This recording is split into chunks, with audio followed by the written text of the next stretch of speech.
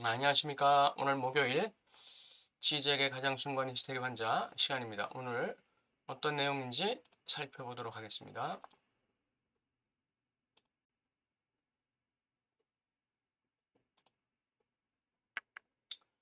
오늘은 두 번째 죽음이라는 제목입니다. 두 번째 죽음이라는 건 락강적 의미로는 상징적 죽음을 얘기합니다. 아, 두 번째 죽음이라는 건 자연적 죽음, 사드가 말하는 자연적 죽음과 함께 락강이 말하는 상징적 죽음, 이것이 두 번째 죽음입니다. 마지막 죽음은 이제 절대적 죽음이죠. 그러니까 사드에게는 그 자연적 죽음과 절대적 죽음이라는 구분이 있고, 락강에게는 상징적 죽음과 실제적 죽음이라는 구분이 있어요.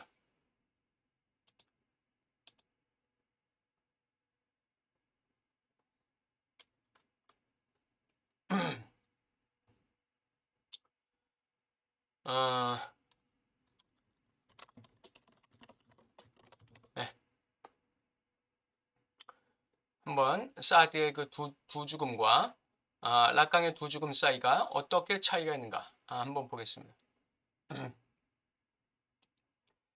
이것을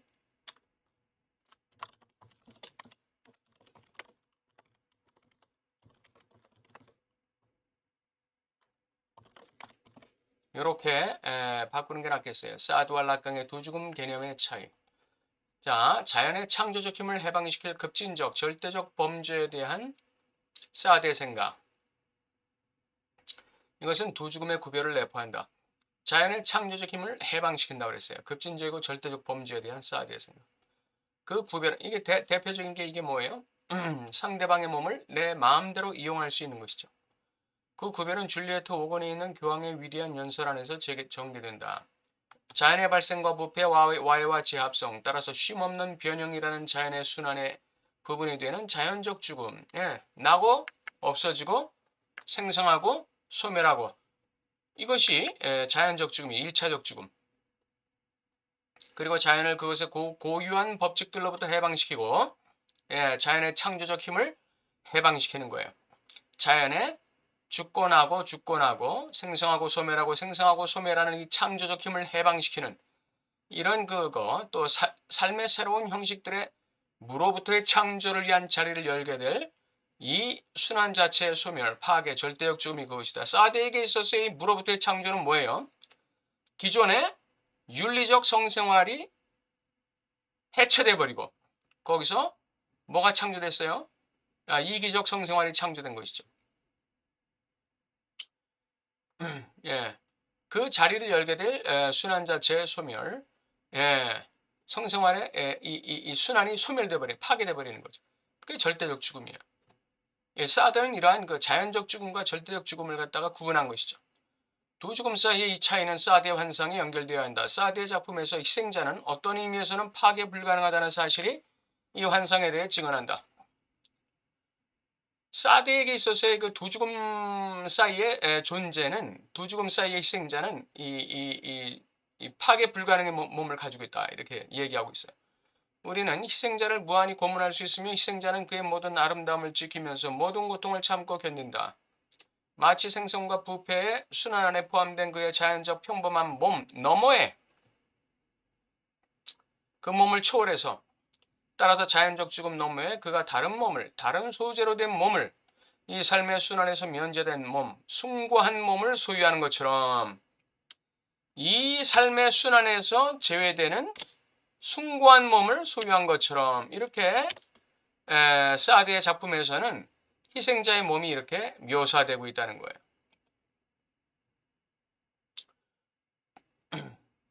톰과 제리에서 고양이는 끔찍한 일을 당하고도 다시 살아납니다. 비디오 게임에서 주인공의 생명은 다수입니다. 괴물이 그를 잡아도 한 개의 생명을 잃을 뿐이에요. 그러나 그가 목표에 빨리 도달하면 여러 개의 생명을 다시 얻습니다. 이 게임들의 전체적 논리는 따라서 두 죽음 사이의 차이에 기반을 두는 것입니다. 자연적 죽음과 절대적 죽음, 자연적 죽음의 순환을 갖다가 파멸시키는 절대적 죽음 그 사이에 존재하는 거예요. 즉 내가 내 생명들 중 하나를 잃는 죽음, 이게 자연적 죽음이죠. 이것과 내가 게임 자체를 잃을 때의 마지막 죽음, 절대적 죽음이 그것이다. 이 사드에게 있어서의 두 죽음이에요. 두 죽음, 자연적 죽음과 절대적 죽음. 요실악강이 오면 어떻게 됩니까? 낙강은 이 두 죽음의 차이를 상징적 죽음, 상징적 운명의 완수, 결판내기. 이게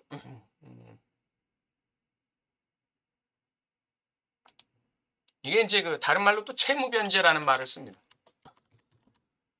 인생의 채무변제.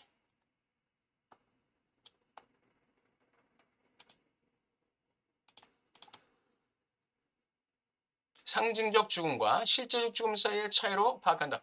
실제적 죽음이라는 건 뭐예요? 생명이 끝나는 것이죠.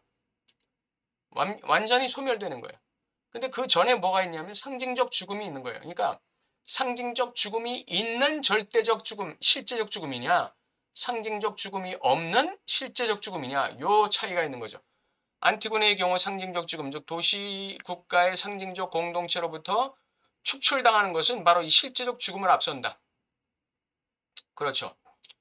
이것은 그의 형상에 숭고한 아름다움을 부여한다. 반면에 예를 들어 햄릿의 아버지의 영혼은 반대의 경우를 보여준다. 상징적 죽음 없는, 결판내기 없는, 채무, 변제 없는 이 실제적 죽음이 있다는 거예요. 채무, 변제, 상징적 죽음이 없는 실제적 죽음의 경우를 보여준다. 그런 이유로 그는 아들의 행위에 의해서 그의 빚이 청산될 때까지 무서운 유령으로 아들의 꿈에 나타난다. 이게 이제 유령의 귀환, 귀신의 귀환이지, 실제 귀환이죠.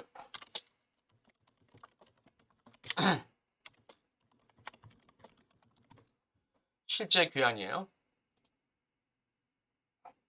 무서운 괴물들만큼이나 숭고한 아름다움이 나타나는 장소인 이 두 죽음 사이의 장소, 다시 말하면 상징적 죽음과 실적 죽음 사이의 이 장소는 사물의 장소다 이거예요. 다스팅의 장소다. 욕망의 원인 대상 A의 장소예요. 야, 그렇군요.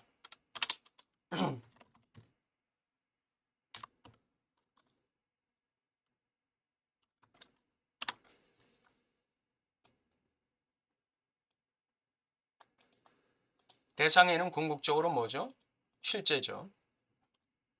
상징계 한복판에는 정신 외상적, 실제적 핵의 장소이다.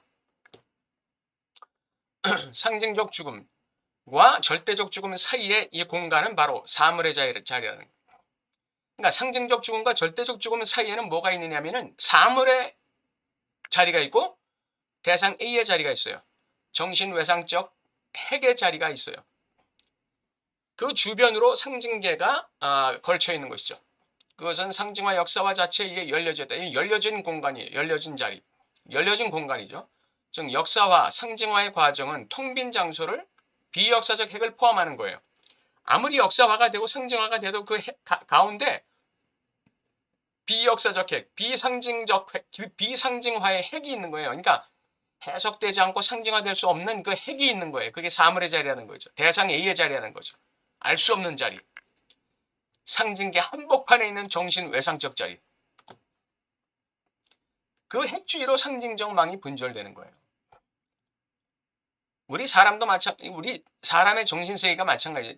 아무리 이론적이고 아무리 맥락적인 사고를 이론 체계를 가지고 있는 사람도 그 한복판에는 이 핵이 있는 거예요. 핵이 이게 정신 외상적 핵, 실제의 핵, 사물의 자리, 대상의 자리, 이해될 수 없고 논리화될 수 없고 상징화될 수 없는 자리가 다 있는 거죠. 그러니까 그 철학에서도 자꾸 갱신이 일어나고 자꾸 안티가 생기고 그러잖아요. 그 핵이 있는 거예요. 이게 핵, 이게 사물.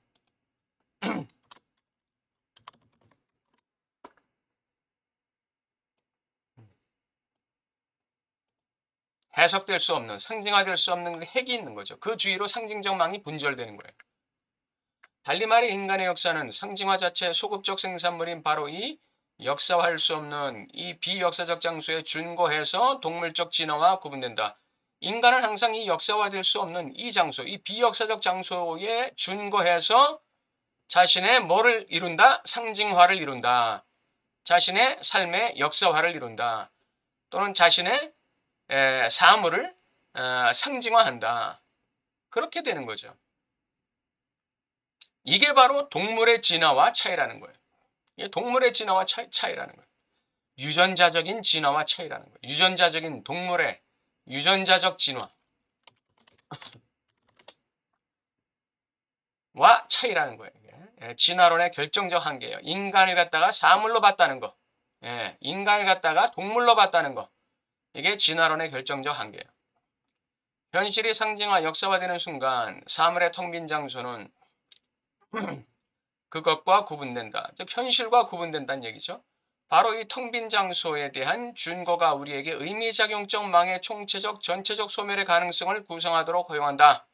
바로 이 텅 빈 장소, 이 사물에 대한 준거가 우리의 상징계의 파괴의 가능성을 구성하게 만든다. 의미작용적 망의 총체적 전체적 소멸의 가능성이라는 게 무슨 말이에요?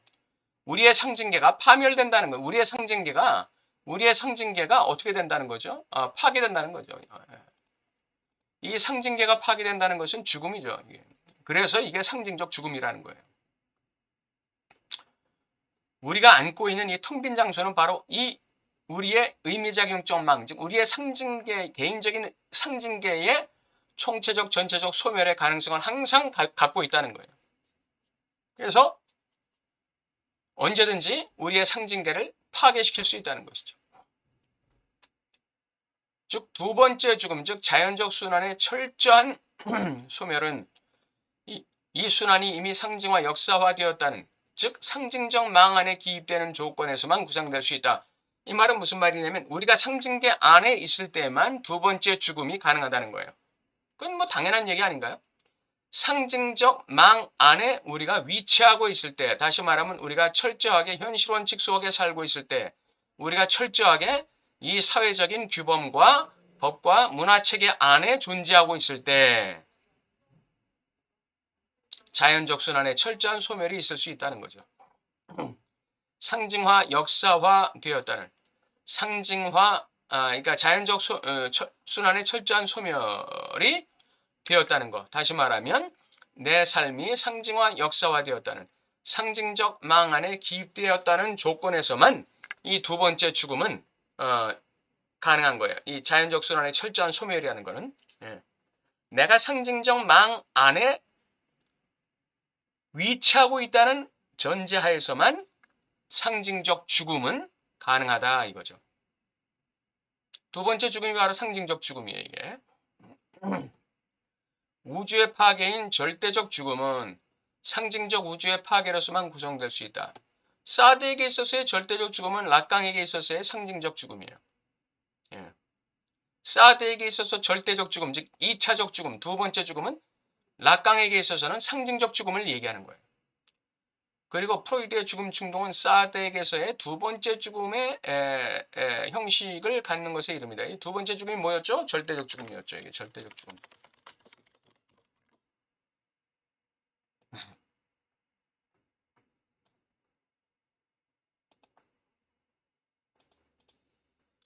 상징화 역사와의 과정에 의해 열린 비역사적 가능성이다. 네. 이건 무슨 말이냐면 내가 나의 존재적인 상징화, 나의 인생의 상징화 역사화를 지금 이루고 있는 상태에 있어요. 근데 이게 언제든지 비역사화될 수 있는 가능성이 열려 있다는 거예요. 뭐에 의해서? 상징적 죽음에 의해서. 상징적 죽음이라는 건 뭐냐면 내가 지금까지 가지고 있는 상징 체계가 무너지는 걸 얘기하는 거예요. 상징화 역사화의 과정에 의해 열린 비역사의 화의 가능성이라는 거예요. 그래서 상징적 죽음을 항상 각오하고 살아야 돼요. 철학자나 이 학자에게서 상징적 죽음은 뭘까요? 자신의 이론 체계가 누군가에 의해서 파괴될 때, 그때 이 사람은 상징적 죽음을 겪어야 되는 거예요. 절대적 죽음을 겪게 되는 거죠. 예. 그러면서 그 자기의 상징계가 괴멸된 상태에서 다시 역사화 상징화를 시켜야 되는 과제를 안고 있는 것이죠. 그러니까 상징화 역사화는 한 번에 끝나는 게 아니라 반복되는 과정이에요. 네.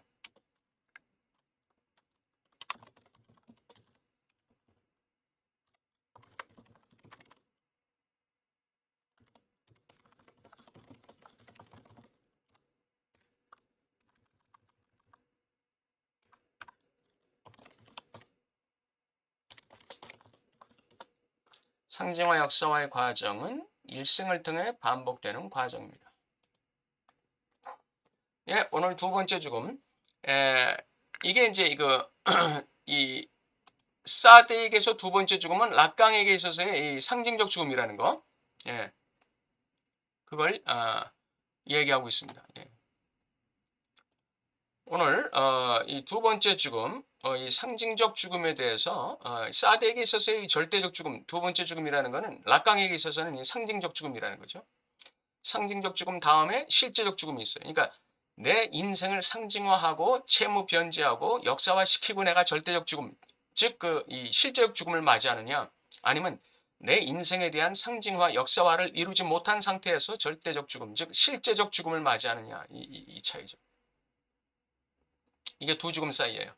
상징적 죽음과 실제적 죽음 사이. 인간은 이 인간 존재는 이 두 죽음 사이에 존재하고 있는 것이죠. 인간의 존재의 이 사명 또는 책임은 뭐예요? 자신의 삶을 상징화 역사화하는 것이죠. 그 상징화 역사화를 시키고 죽느냐 아니면 그걸 시키지 못하고 죽느냐는 죽음의 질적 차원이 전혀 다른 것이죠. 오늘 여기까지 하겠습니다. 감사합니다.